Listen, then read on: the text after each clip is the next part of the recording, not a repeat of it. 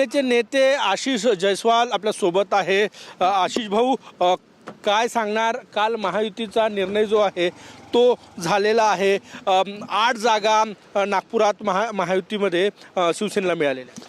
काही चर्चा सुरू आहे, पूर्णतः निर्णय झाल्यानंतर मी आपल्याला कळवेल।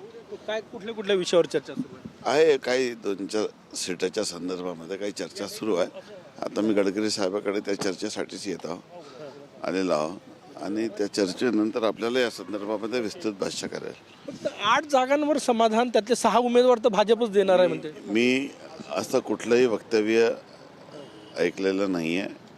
मी जे रात्री चर्चा केली त्यात आम्हाला सकाळी बोललेलं मी आता जात आहे। युती झाली का नाही अधिकृतपणे? अधिकृतपणे युती होत आहे, परंतु काही सीटाच्या संदर्भामध्ये चर्चा सुरू आहे, ते आता होत आहे। किती सीट्सवर फायनल झालं? आता मी झाल्यानंतर आपल्याला येऊन बाईट देतो आणि सांगतो की काय झालेलं। अजून अंतिम निर्णय झाला नाही का? झाल्यासारखाच आहे, परंतु काही 1-2 सीटाच्या संदर्भामध्ये चर्चा झाल्यानंतर मी आपल्याला डिटेल भाष्य करेन। तुम्ही सीट्स वाढवून मागतायत असं काय आहे? हा, काही कार्यकर्ते नाराज आहेत, तुमच्या जिल्हा प्रमुखाला तिकीट नाही मिळाली? तुम्ही त्याची चिंता करू नका, आम्ही सर्वांची काळजी घेऊ।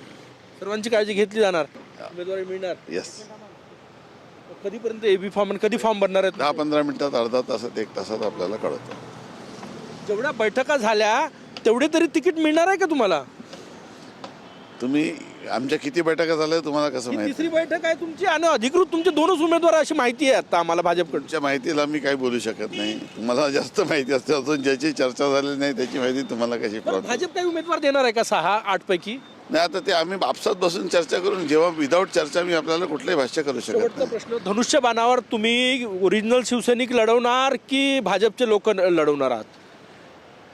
आम्ही आपल्या मूळ कार्यकर्त्यांसाठी तिकीट मागत आहोत। खूप खूप धन्यवाद। कॅमेरामॅन सचिन सयामसह गजानन उमाटे, TV9 मराठी, नागपूर।